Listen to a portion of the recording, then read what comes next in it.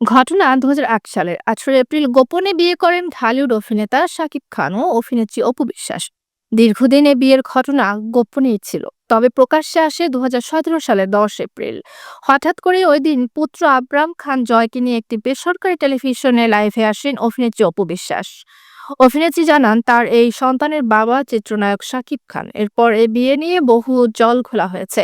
এরপর অপু বিশ্বাসকে ডিভোর্স দিয়েছেন অভিনেতা। দুজনেই নিজেদের জীবনে থিতু হওয়ার চেষ্টা করেছেন।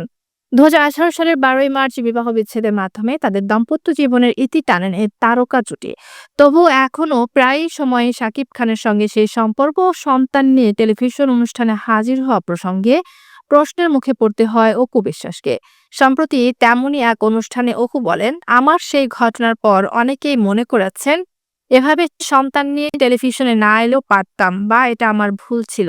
পুরো বিষয়টি পারিবারিকভাবে সমাধান করতে পারতাম। অভিনেত্রী বলেন, পারিবারিকভাবে আমরা সমাধানের চেষ্টা করেছিলাম, কিন্তু প্রতিবার মনে হচ্ছিল কেউ পেছন থেকে টেনে ধরছে, যে কারণে বাঁধনটা ছিঁড়ে গেছে। অপু বিশ্বাসের সঙ্গে বিচ্ছেদের পর অভিনেত্রী শবনম বুবলীকে বিয়ে করেন শাকিব খান।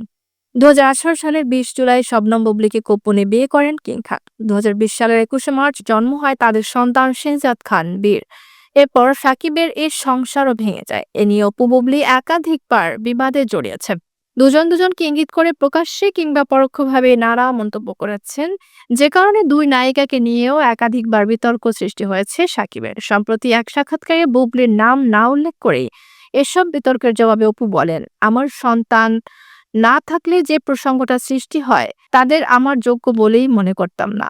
তিনি বলেন, কারণ যোগ্যতা একদিনে সৃষ্টি হয় না।